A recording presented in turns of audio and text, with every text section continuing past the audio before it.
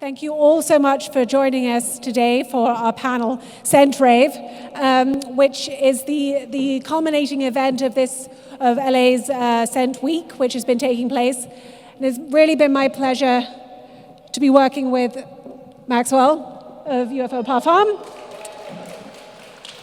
This event has been a long time in the making, between pandemics and the fact that you can't really spray fragrance in museums. It's taken a long time to get here, but I'm really thrilled that we are able to be here with such a phenomenal group of panelists, which Maxwell will introduce everyone properly in one moment.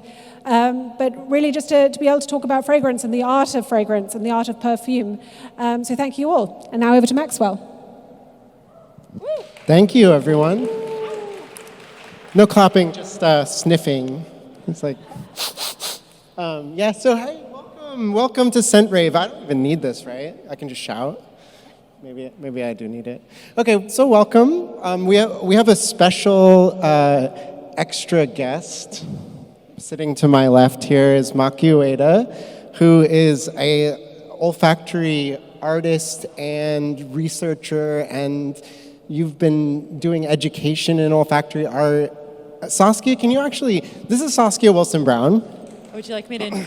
I'm gonna introduce Saskia first, and then Saskia's gonna introduce Maki, because Saskia and Maki go back a long time. But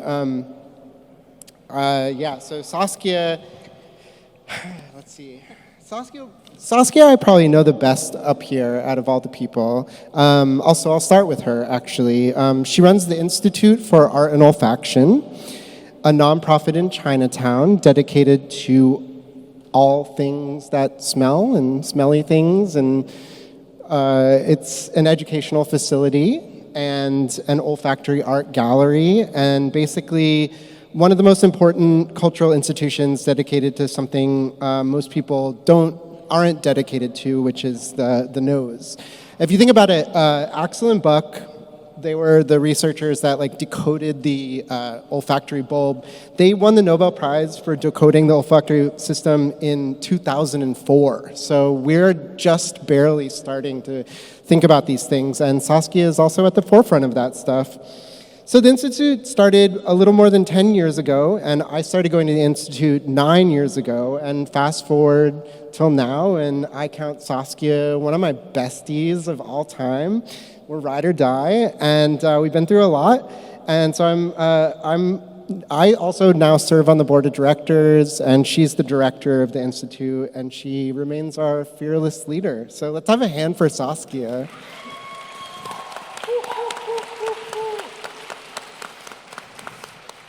And now it's my honor to introduce Maki Ueda. So Maki Ueda is a pioneering olfactory artist. She's been working in the field of olfactory art for 20 years.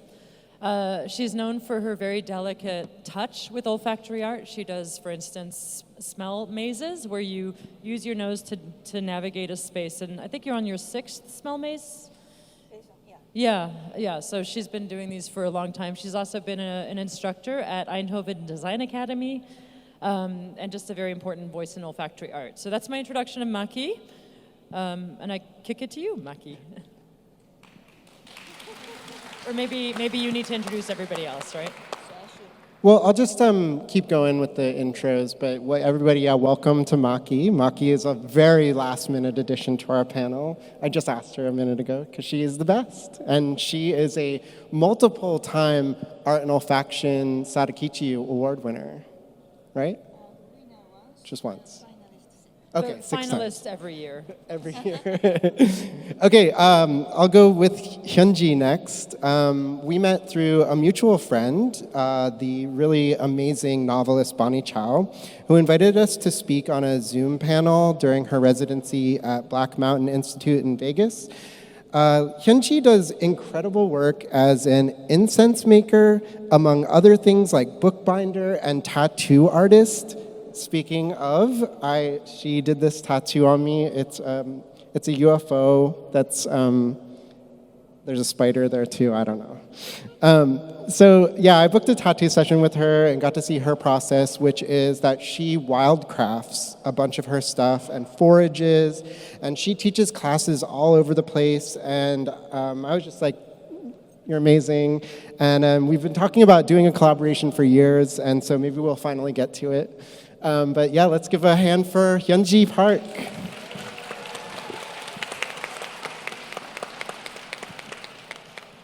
And last but not least, Andreas Keller. What more can be said about Andreas? Andreas is a phenomenologist, is that right? Would you say? Okay. He's a phenomenologist with a background in academia, where for the last 20 years he has investigated different aspects of olfactory perception and has taught smell to philosophy students at City College and to architecture students at Columbia University. He's got a PhD in both neuroscience and philosophy and is interested in cross-disciplinary approaches of understanding perception. And he's the author of Philosophy of Olfactory Perception from 2016, and in December of 2022, Theoretical Perspectives on Smell. And in early 2021, Andreas, which you may mostly know him for, opened Olfactory Art Keller, a gallery dedicated to odorous art in New York's Chinatown. So let's have a hand for Andreas.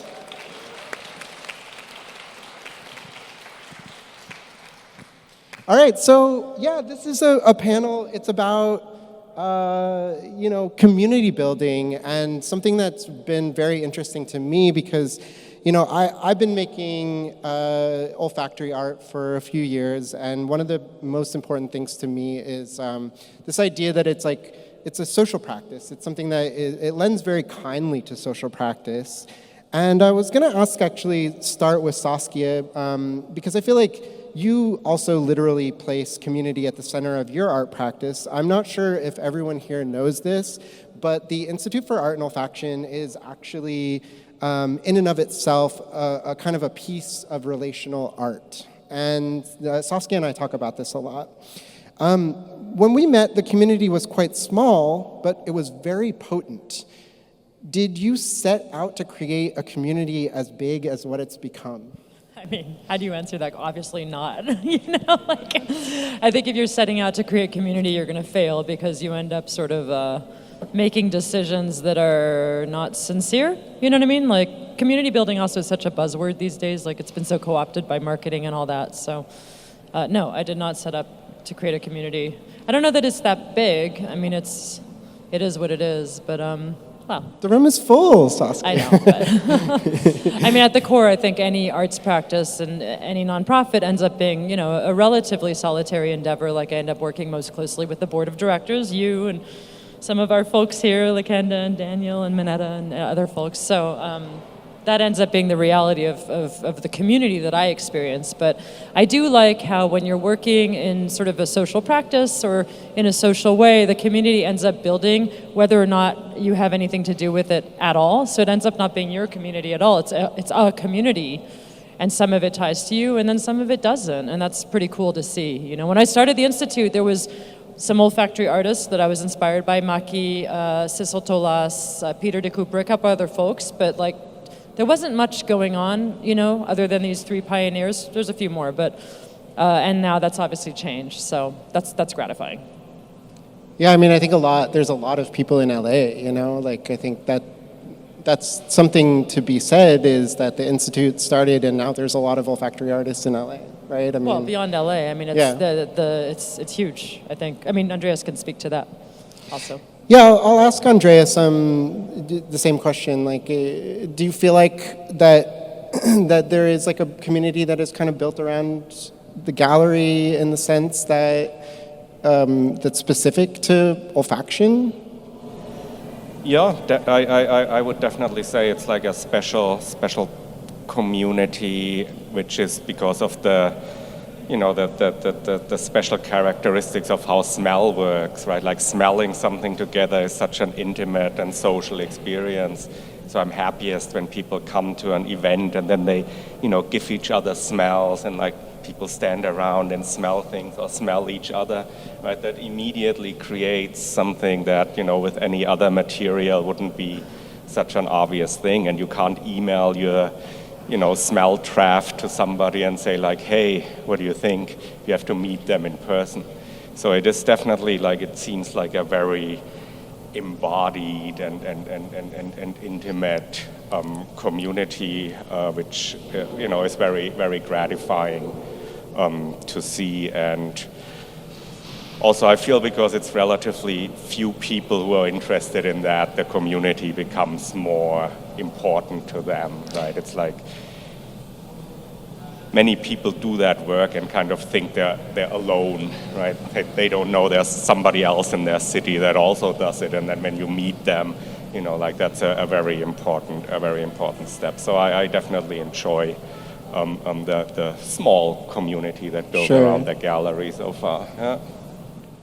Yeah, I mean, I think that I would say when I meet an olfactory artist, like, I don't know, there's something that I connect with them. I'm like, oh, dang, like you're doing something too with smell, like, what's up, Yeah, and a lot of people also exchange materials because those materials can be very expensive and very rare and so on. So like there is this like, there is a, what's the word? An exchange, and it's helpful to know those people, to share materials with them. So that's definitely, and then like in a big way, it becomes like a communal project, right? People don't ideally work against each other, but with each other. And then, Saskia and Hyungi and Maki as well, you're all educators. I mean, there is a big part of this that has to do with education. And I think it speaks a little bit to that in that sense that there's an exchange of ideas too. I mean, like I said at the beginning of the talk, the olfactory system was only recently kind of discovered, or like not discovered, but like brought, deciphered. And I think that like education is a big part of the community because we're all still kind of figuring it out. And so we're all, like whenever we learn something about like ambergris or something like that, we love to go and tell everybody, this is what it is. Oh my goodness. Like, do you think that education, Hyungi, is like a big part of like how to build the community around you and like maybe like, yeah. Well, actually, it's funny. I never like thought I would ever be an educator, or even maybe it's imposter syndrome.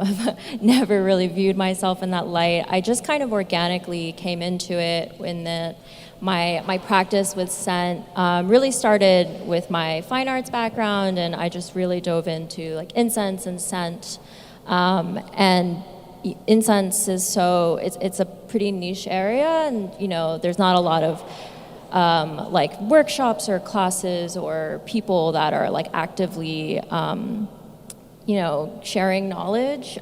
So I just organically, friends would just ask me to teach them how to make incense. And when I moved to LA, I acquired a studio space and started teaching workshops because people were just really curious, and I was very happy to share my knowledge on incense. It's just, that like excitement and passion of just talking about like what you just found out and sharing different scents. And I've always loved, like, we talked about, like, obviously scent, we're dealing with the ephemeral, and a lot of my work was dealing with the ephemeral, and so that you could only experience that work or that scent at that time, at that place, and nowhere else. There's nowhere to like encapsulate it into like a digital version or like this way. So I mean, community in that, I guess, I wasn't actively like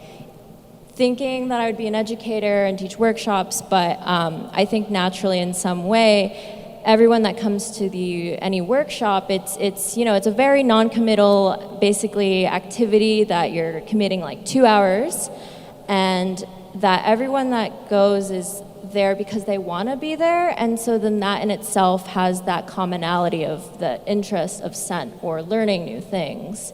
So I think that maybe it somewhat naturally blossomed into that, but yeah. Maki, do you feel the same way? I mean, as someone you've been teaching for a long time, is it like something where like, you know, your community is built upon like the students and like you keep in touch with everybody over the years and like now there's just like a whole group of people that are doing different things and having figured them out in the classroom?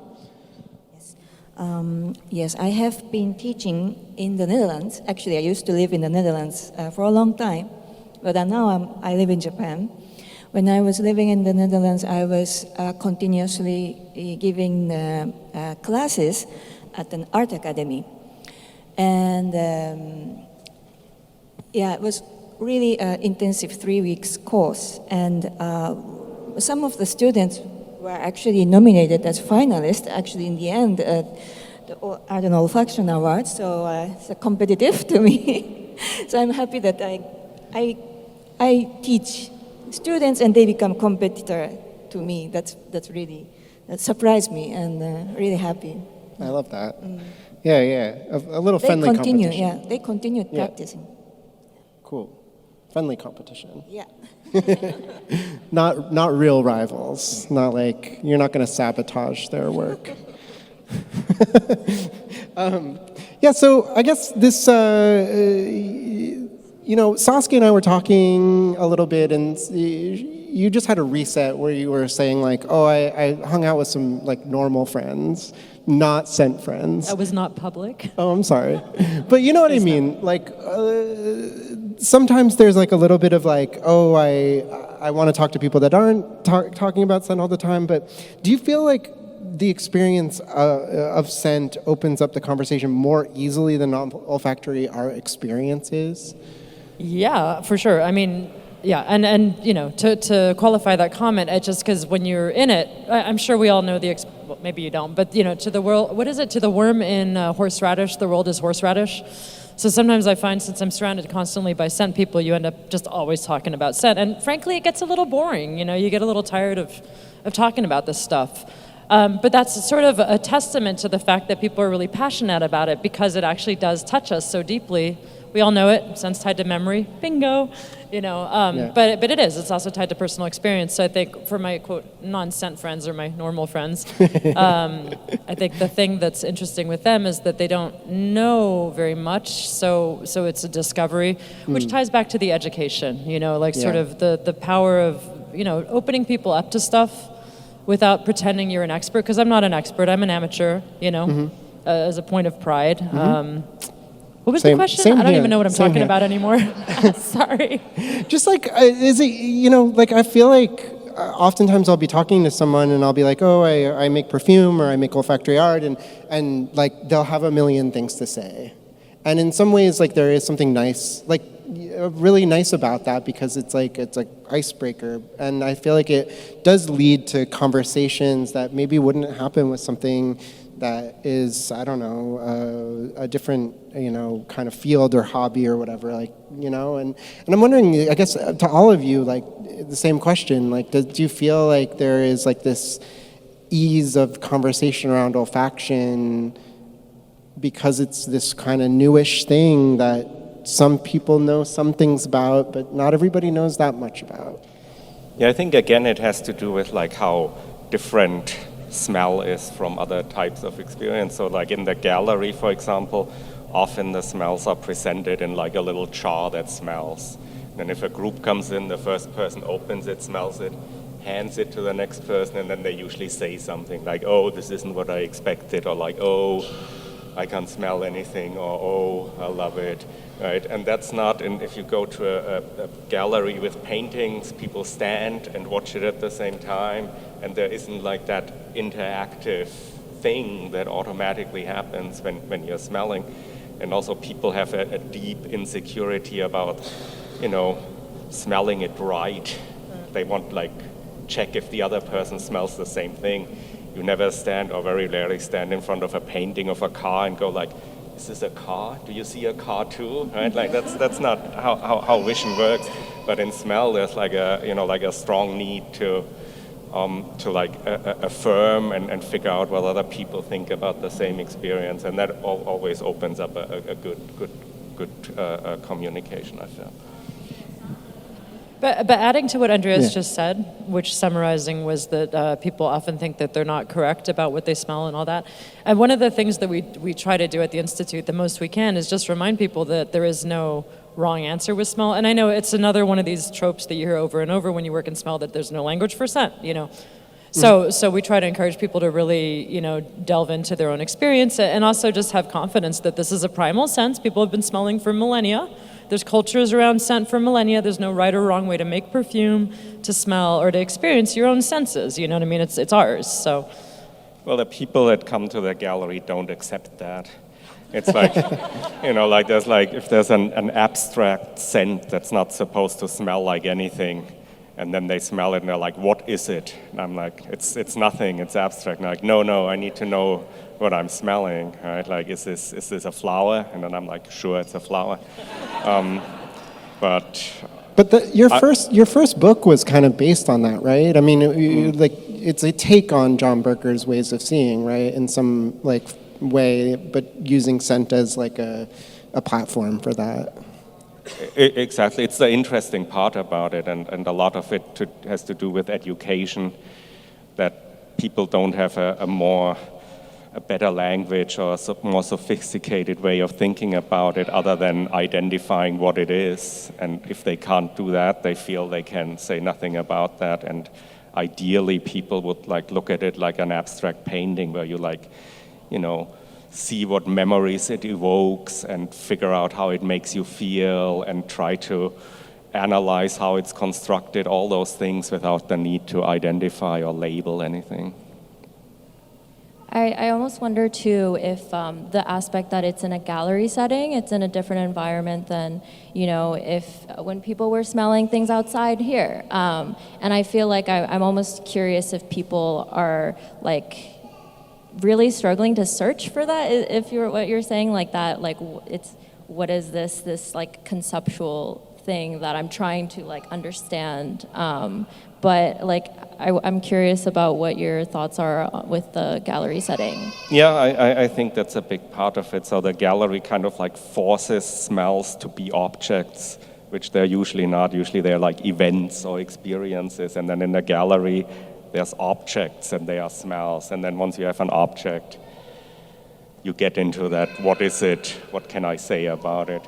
Whereas when there's a performance, like we have a performance program, so if there's music and then smells come in and out, I think people are more willing to just experience it without the need. So it's a good point, yeah. So people try to like really intellectualize it when they're in the gallery, more so. And it warrants it, I think. I mean, it warrants being intellectualized and discussed. And, you know, I mean, it is, you can be conceptual with scent. I'm curious about what Maki thinks, because Maki's been working with scent as an artist for 20 years. Yeah. And deconstructing, you know, roses into their component parts. Do you have this similar experience? Yeah, in my exhibition, all the time it's noisy. People chit-chat. And yeah, indeed, I leave the feelings to the audience as much as possible, so that's why I don't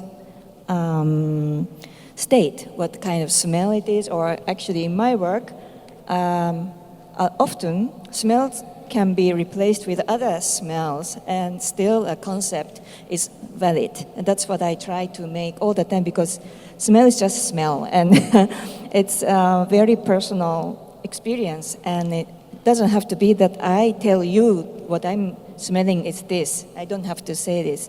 So I want a very wide space open for the public to be able to receive. So that's why I don't care so much about smelling my work, actually. It's just random, often. But yeah, and then, yeah, they anyway chit-chat and chit-chat and chit-chat. And they ask me, what is this smell?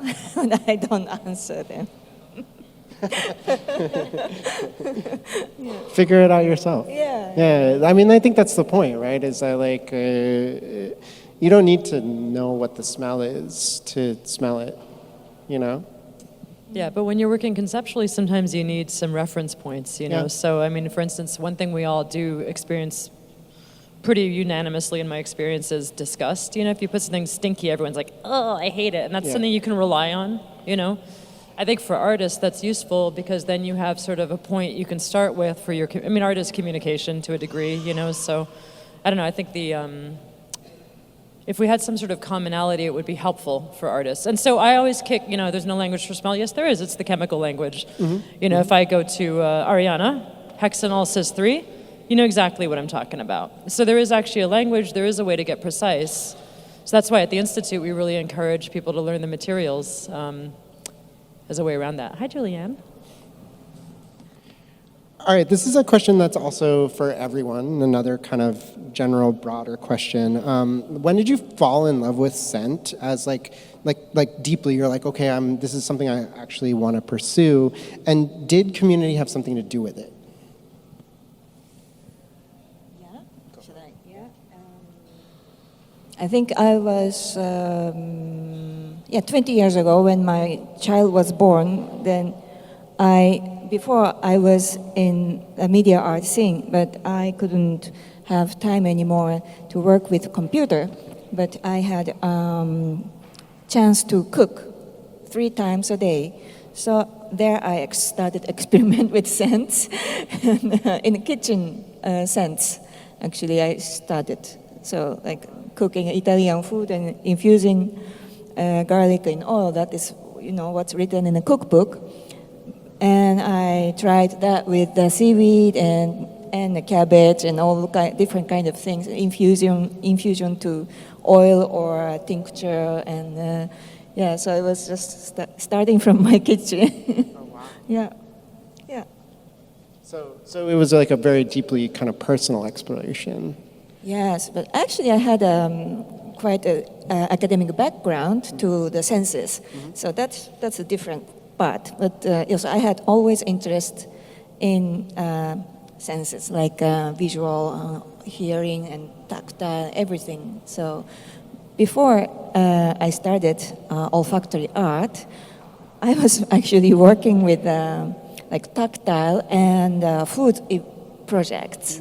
Yeah, so it was like half year before that. So I did that, and then next I did smell, and that was interesting. And people asked me continuously, can you do it next time at our gallery? So like continued up to now. But I always have interest in tactile sense as well, so and a sense of taste as well. So maybe I move on to a different area if I get bored of olfactory art. Yeah. What about you, Hyungi? Was it something to do with like a sense of community? Like, was it something that people were talking about and you fell into it that way, or was it also similarly personal? Well, I guess I'll start with my growing up.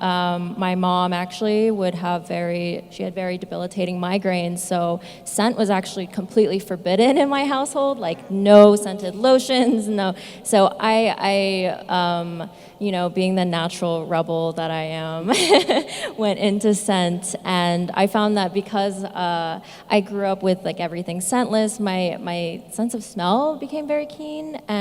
But how I actually got into scent, which was also the same time I got into incense, was in school. My background's in sculpture, but I was doing a lot more performance art that was centered around like rituals and incense utilized as a tool within rituals, and researching on incense not only in its like symbolism and significance, but also with its past functions of like it was historically used to measure time, and I was interested in that aspect of time with scent to kind of these like new structures of time to like for a duration of a performance. And obviously we're talking still about the ephemeral aspect. Scent is obviously very personal. You can only experience it then and there. And I fell in love with scent at the same time with incense, and I found that, I guess, community-wise, I think it was harder for me to break into because I didn't really have a community around scent at the time. So it was really just a lot of self-exploration that then I started talking to more people. Like when we went on that panel, and I was like, oh my God, we have to talk. We have to be friends. Right. That's the way I feel. It's like whenever I come across somebody, I'm like, oh, you do something. So like there's like this kind of innate sense that we understand each other in some way. I don't know. Do you feel that way, Saskia? And same question, like when did you kind of fall in love with scent and did it have to do with community? It had to do with community in that it bothered me that the perfume industry was so Eurocentric and exclusionary.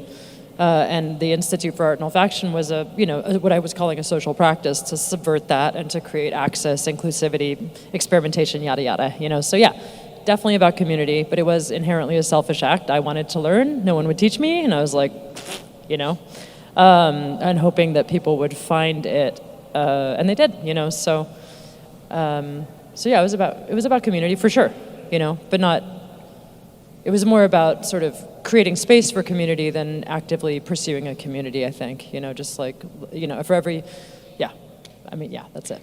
Well, I started working in scent because I liked Saskia mostly. I took a class and I was like, she's cool as I hope fun. you haven't changed your mind. No, I mean like 9 years, I think now, I've been working with you and doing things at the Institute, so I have not changed my mind. Saskia is the best. All right, Andreas, same question. Yeah, I'm gonna deny that I love scent. It's more complicated than that, I would say. Like I'm, interested and curious, but also frustrated and angry, and all those emotions. And the reason for that is because I approached it from a researchy, sciencey perspective, and I just my mind was blown how little it is understood compared to vision and hearing, where, we can map the stimuli according to wavelength, and it's all, beautiful and nicely explained, and then smell is just complete chaos, and nobody knows anything about that. And then that, was kind of a challenge for me that made me, interested in everything smell and trying to learn about it and figure it out and like tame smell or something like that. And it was a very lonely experience, but then like other people said, the community kind of comes in to like make you feel better about that after you fell into that rabbit hole, and you find others. It's like a self-help group that then helps you, make the best out of it after you fell into it. When was that? When you started? Yeah, 25 years ago, yeah. Yeah, I mean, I think what you're saying too, it's like you can start from that kind of cold, kind of solitary research side of things, but eventually I feel like you have to talk to people about it too, because your own preconceptions about it might be wrong or might be changed, and I feel like that's a really important part of it, is like I still learn stuff from everyone that I talk to about it all the time, and I don't know, I think that's like amazing thing about it. It's really misunderstood, so you get into it, but then you still misunderstand it, and you have to talk to people about it to kind of get it. And I don't know. Yeah, I can add a little history of olfactory art. Yeah. Like, of course, I started like 20 years ago, but Peter de Kuyper, Cecil Tolas, they were earlier. And soon after I started, there was an email coming in, and it was from someone I didn't know, but I was invited to participate in a website called olfactoryart.net. I don't know if you remember, some of you maybe know it, but I think it doesn't exist anymore. But it was actually, 3 years ago, I was talking with Peter de Kuyper in Taiwan. It was actually him that initiated this website. So he tried to form a community around it, and of course I provided a lot of information. Oh, it was you, and soon after this website started, actually, what was it? Scentart.net. Yeah. That's the kind of information site started, and then Art and Olfaction started. That was 10 years ago, approximately. And then finally I felt like, okay, we don't have to promote ourselves as a community. Someone else is doing for us. So yeah, I was very happy that you actually made a move. Thank you. Yeah, I mean, it was like, yeah, like sounds like a web ring almost, you know, just like, it was very enclosed, I feel like. And I do think that the Institute also did have a part in kind of like making it, you know, available a little bit more to people to kind of understand. Yeah, I don't know. Maybe we should open the panel up to questions from the audience. What do you guys think? Sure. All right, let's do it. Does anyone have any questions for us? Go ahead. The question is to Andreas, why did you decide to open a gallery after being a researcher?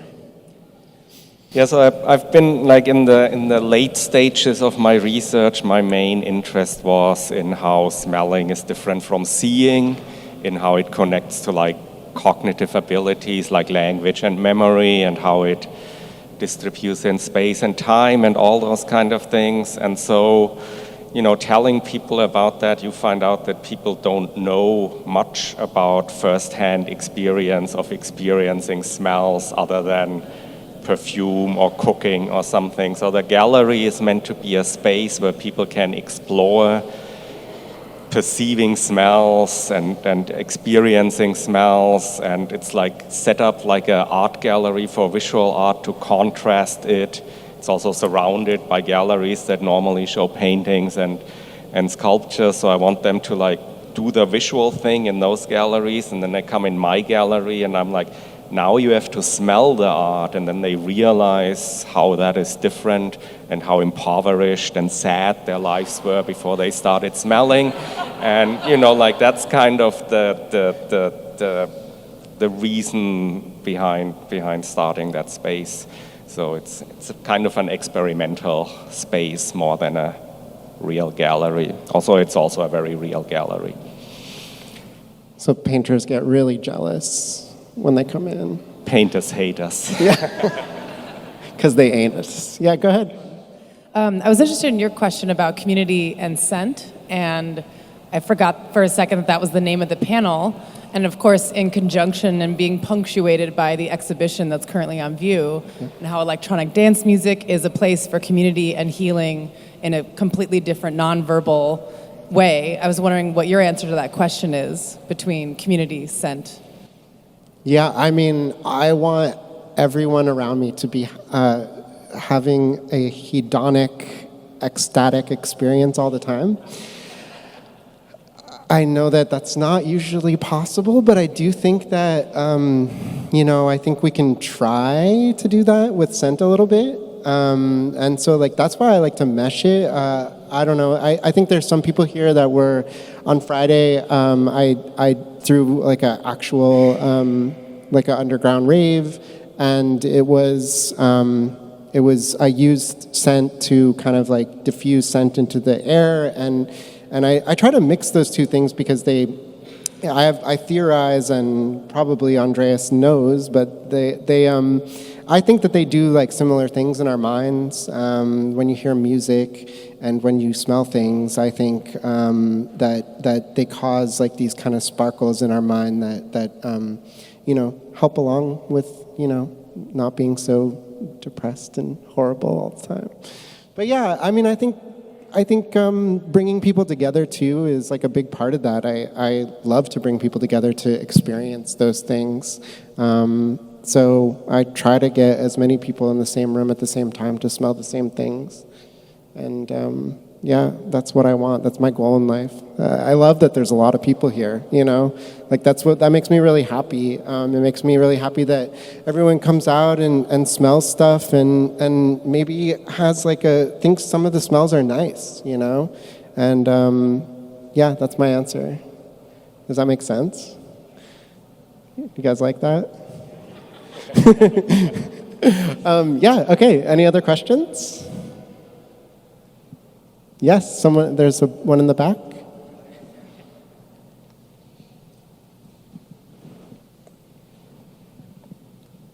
Did you come to the rave? Were you at the rave?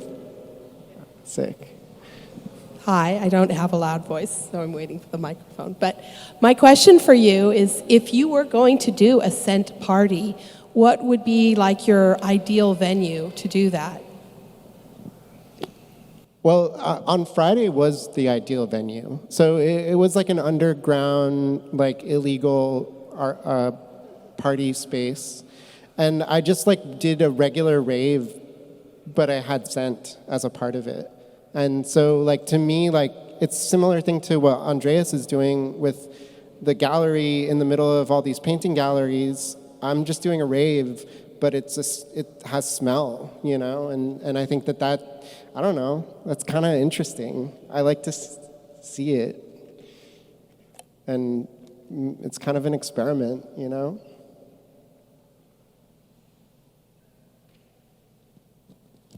Anyone else? Oh, I see you. Yeah.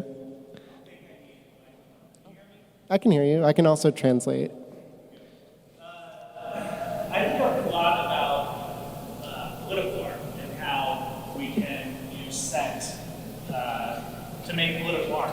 And so I'm curious, a couple of things, whether any of your thoughts about how maybe we can make olfactory art or perfume that is political and is commenting on the times that we're living in, particularly the American situation, but globally as well. And also, if there are certain installations or certain artists who are doing a lot of that work that you're interested in, or get to notice right now. I can field a couple artists. There's Ria Dillon in England who's addressing race from the perspective of blackness and how scent has played into racial dynamics.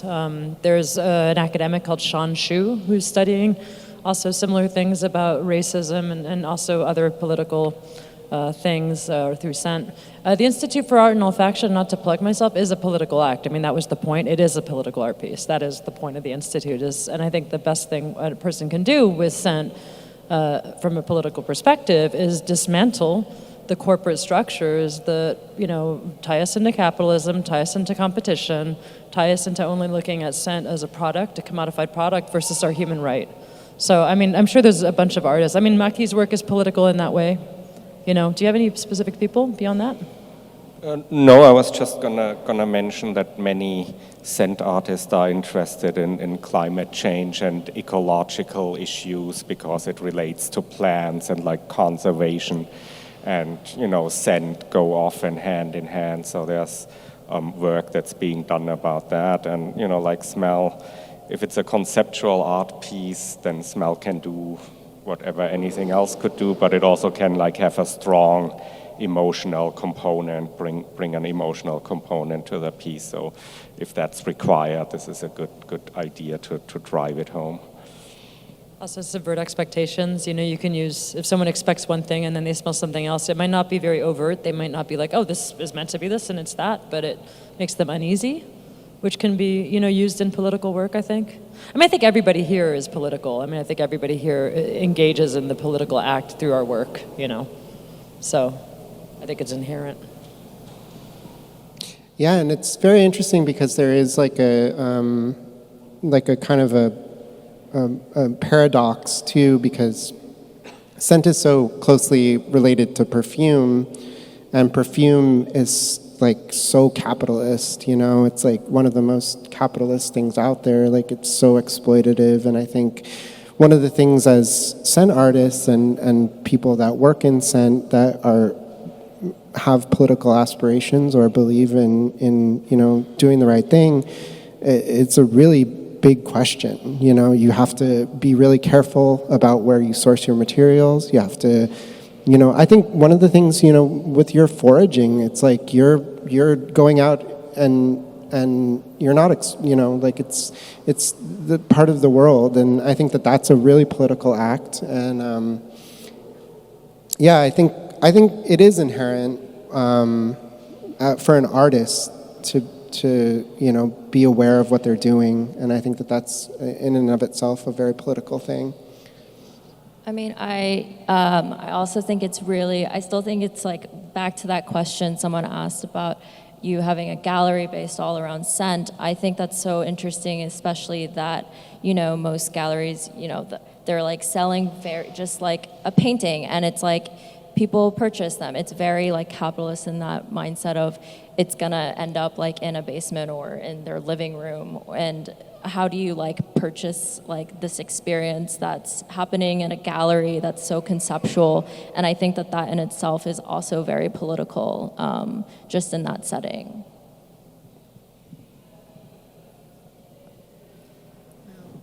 Maybe I feel small stories. I try not to make political works as much as possible personally, but one of the work was about global warming, which actually scents make you feel cooler or scents make you feel warmer. It's a biological reaction. So if I put it in a different context, that means I can control people. Yeah? So scent can kill you or make you alive. And that's why scent is so powerful that I'm very, very careful on trying to make artwork. And I also teach students to do so because it's dangerous medium. You can make use of it for political campaign, and it was used in the religions a lot. So we have to be careful. That's what I teach to students.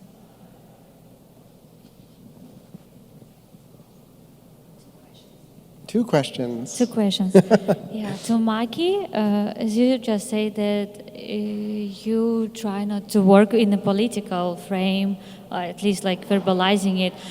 And at the same time, I think you had the work about Hiroshima and Nagasaki. I just want to ask one short question about like if it's not political, what kind of, you will choose words to say, what kind of genre it goes in. And to Andreas, it's kind of second after that, it's about like as a gallerist, accepting all these responses to open calls, which about olfactory art, about genres or something, through the beginning of your gallery, and like maybe there would be some, survey or something, like to see what's going on, how people defining, because your last call was about minimalism, and I think it's super curious moment, not just what people try to figure out and come up with the idea of it, but also as you, is there like any generalizations or styles or what we can call, at what point we can call something political or not, for example, yeah? But for any genres. Yeah. Okay, the work about Hiroshima and Nagasaki, that's kind of seen as political works. Actually, the theme was not given by me, so I was asked to make it in the context of the Scent of War. So it was organized by Peter de Couperet, and it was about Scent of War exhibition. So if I would have a freedom, then I try not to put myself in a political situation. That's what I try to do. But sometimes, because the world is now demanding a lot to arts, and like the global warming work that I made was also asked by car company Mazda. So I had to make one. But I like the beauty of being in a sense. I like the beauty of simply experiencing it, and I try to not to make a propaganda. That's what I at least try. Yeah, so the gallery had an open call for minimal scents, because I'm interested in what it would mean for a smell to be minimalist, right? So like for visual art, you're reducing the spatial complexity into lines or shapes, and in minimalist music, you simplify the temporal structure into loops and repetitive things and so on. But what could you do in smell, right? There isn't much spatial and temporal going on. So like, what would it mean And so it's a challenge to artists to come up with a minimal scent and then an explanation why to them that scent is minimal. And, like that cuts, across political or not, because your scent can also have a topic, right? So like two submissions I remember from that call are talking about, ecological degradation and, climate change, and how like a reduced biodiversity will lead to a minimalist smelling world, because all the smells we smell are produced by living things. Almost all the smells are produced by living things, so the fewer we have, the fewer smells. So the political and the stylistic can like go combined in either ways. But there is, there are artists, and I like showing them too, who are interested in beauty. Right? So they try to create a beautiful scent that doesn't have to it another message. I mean, you haven't even smelled it, but the work that I sent to you is possibly too political. Too political to make it by mail to New York. Yeah. So I made the minimal open call. I sent it in the mail, and it was kind of a challenge, because what I did was I just had it was a two material fragrance scent, and one of the materials is heliotropin, and the other was methyl benzoate, which is, those are the two things that they teach drug dogs to smell. Heliotropin, which is also known as pyperonol, for MDMA, and methylbenzoate is what they teach drug dogs to smell for cocaine. So who knows, that scent may never make it. It's probably destroyed. And I don't know if I can give it to you before you get on your plane back to New York. I'll bring it on the plane. I'll let you know. We'll see what happens. Worst case, we have an empty shelf. Okay. Hi. Hi, Julianne. Hi. I have a question that probably doesn't really have concrete answers, but I was curious what came to mind for you all. So considering that scent is often, like, biologically and just in the world, we view them as attractants and a repellents. And I was curious what you would think of as scents or scent materials that inherently are community building rather than, for instance, attractant or repellent. And you could answer something like, oh, something warm, musky, maybe sweet, that brings people together. But interestingly, musk molecules are so heavily regulated and are so, perilous for the environment and for human hormones, actually. And then also something like, that's for me at least, the core of something really warm and sweet and enveloping, like oak moss, also carcinogenic. So, what is a community building scent? Food. Oud? Food smells, right? Food. Yeah, food. You said oud, and I was like, No, not oud. I think food smells, I think it's getting back to how Mikey started her practice, like kind of the kitchen and sort of the community of home, maybe, would be my obvious answer, first thought. It's a good answer. Thank you. Yeah. Safe smells. Or maybe scents that are used in worship? I mean, maybe this is too associative, Julianne? I think he has an answer. Food and worship. I have kind of like a follow-on question to that, I guess. Like, I didn't get a chance to go to the scent rave, but I mean, how do you determine kind of what kind of, I don't know if it's the same scent throughout the evening or how you decide and what you're hoping to get out of the scent you're providing at the rave? Yeah, well, I work with the DJs, each DJ, and I ask them what they want the room to smell like, and they give me a different, they give me a brief in their own way, which is similar, but I try to keep it kind of like loosey-goosey with them. I don't want to, be making like full production of a scent for, this party. some things come out of it, things like that. But I would say that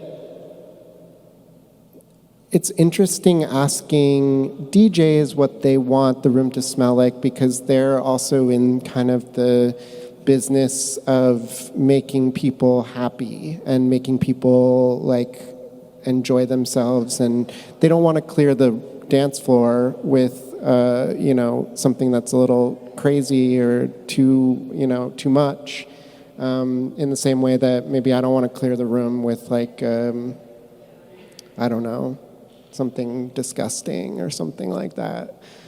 Not that I have anything against disgusting smells. I was gonna say, the one performance I saw of yours, you were throwing stink bombs at everyone. A couple of years ago, the Hammer Museum had an artist whose name I forgot, and he came to the Institute and he asked us to create the smell of skunk to fill the museum with skunk. And you start to face that very real reality that if you're working conceptually with scent as an artist, at some point you're going to delve into the unpleasant. And with scent, there's no agency. If you fill a room with skunk, like, people have no choice but to smell the skunk. And there's a sort of cruelty to that that's, I think, very real for everybody who works publicly with scent, So I think people end up defaulting to things that aren't too bad. Or if they are bad, they're very contained in a little space, with the exception of some of the scents I've smelt at Olfactory Art Keller and also the Institute Gallery, like Spirus's Minotaur, which was horrifying. I had a bad experience one time. I had an exhibition in Holland, and it was Rocklen Hall. It was a traditional art museum in Leiden. And I was exhibiting the smell of cheese and meat as a part of a historical exchange between Japan and Holland. And it was a very hot summer, and the smell got rotten. It was actually, it was in a bottle, but I properly thought stored, but actually it got rotten, and smell was diffused, and a lot of flies were coming in from nowhere. And the museum was in a panic, because historical paintings are heritage, so they cannot let any insect in the museum. So they were all with a fly, how do you say, this thing that they, yeah. So it was I felt sorry for them. I mean, this is why museums are so hesitant to bring in scent, I think, right? I mean, that idea of potentially infecting somehow the artwork with something so, visceral. Yeah. It's problematic, I think, right? Yeah, and scent can stick around too. Like, I don't know how long it took for them to clear the smell from the meat and cheese. That kind of smell stay, Mm. Yeah, it's funny. Julianne is in the audience, and they were working on a project, right? And you were working with skatol, which is this. It's the smell of like decomposing flesh and things like that, like shit, poop smells, and yeah, it like would not come off, right? Like, you'd shower, it would never come off. So yeah, the worst smells, I think they stick around the longest. Yeah, so we have to be careful. Yeah, so we have to be careful. It's a political act to smell good. Maybe? That's a kindness. Yeah, it's a kindness. And kindness is a political act, maybe? Maybe. All right, any other questions? I have one question for Maki. You've been in different countries, right? Culturally, each country or region may have different perfumes that resonates with that culture. So I see that you also make candles, like with oil or whatever. Can you give me what difference that you see, like being in America? Is it fruit smell or flower smell? Like in Japan or other countries, one is better than the other, or?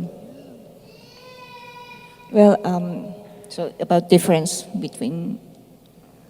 I think you're asking like. In different countries, some smell resonates with the people. They seem to like some perfumes more than the other, right? Okay. In Japan, we don't wear perfumes. That's one thing. Yeah, that's because we have to respect the space around me, and as a personal space is respected everywhere. So we cannot interfere. That's why. But actually, yeah. So. Yeah, perfume is not common in Japan to wear, but aromatherapy is very big because it's personal, very personal.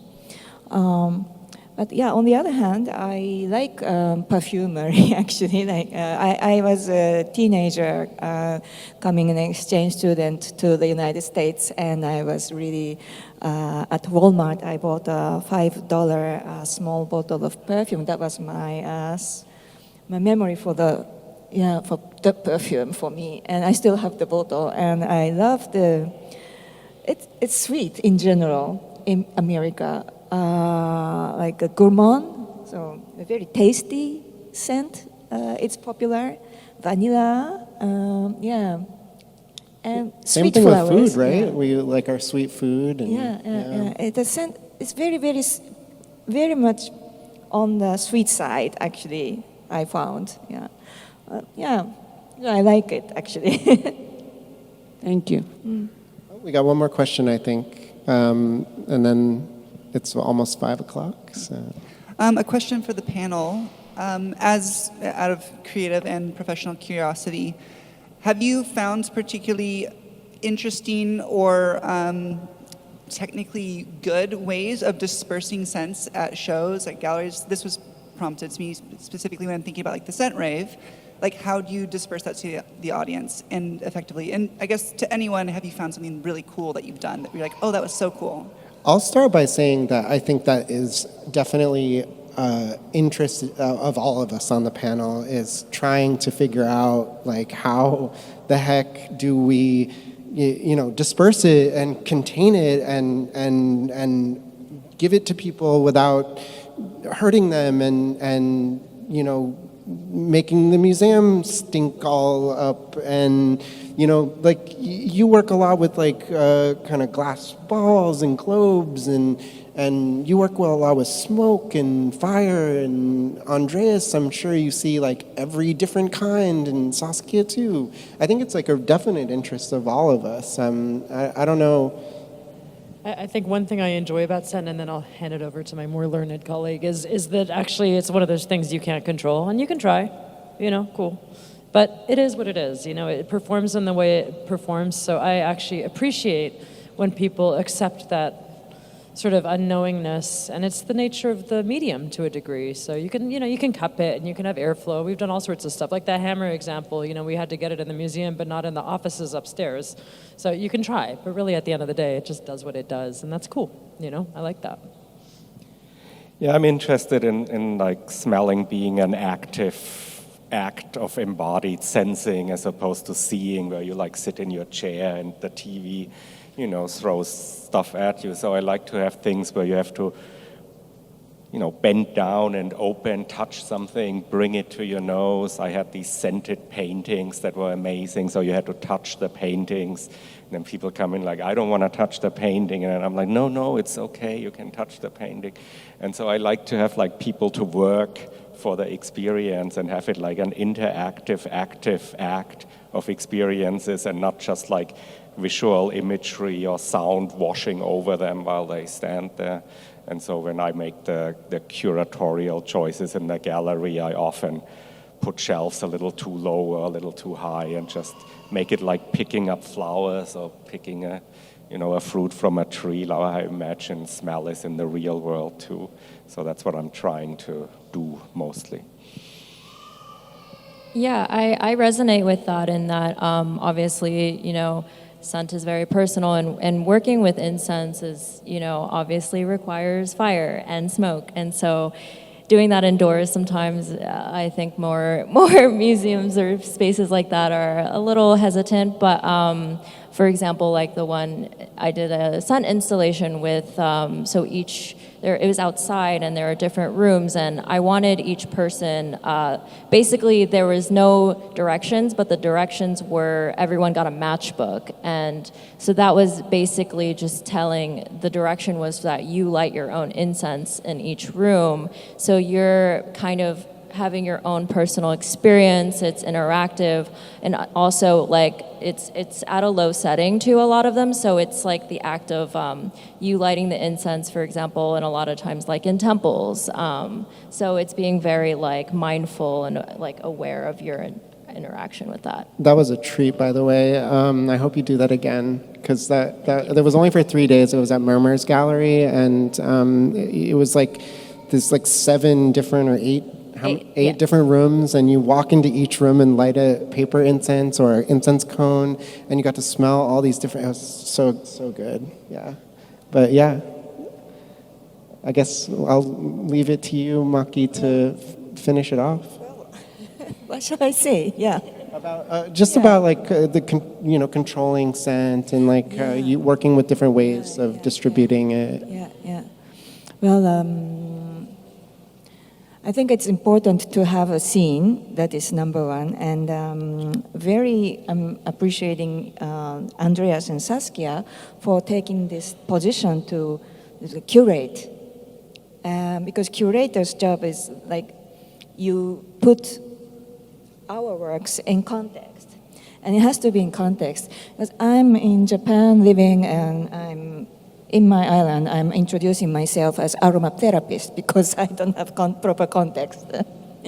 Because people get confused. But they are putting the context up, so I find it really interesting what they are doing. They're very, very challenging, and I want more people of you taking this opportunity. It's still wide sea open in front of us, so yeah, and let's move forward. That's And that concludes the panel. And I do want to say before we leave, though, that all this talk about scent being really difficult in institutions. I want to thank Alex Sloan at MoCA for inviting us and letting us have some smells.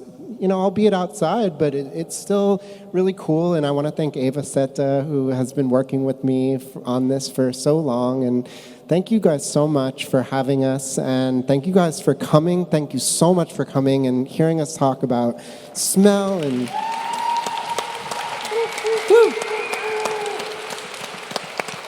So yeah, we have another hour before the museum closes. DJ Python, I think, is here. I'm not sure if he's in the audience, but there he is.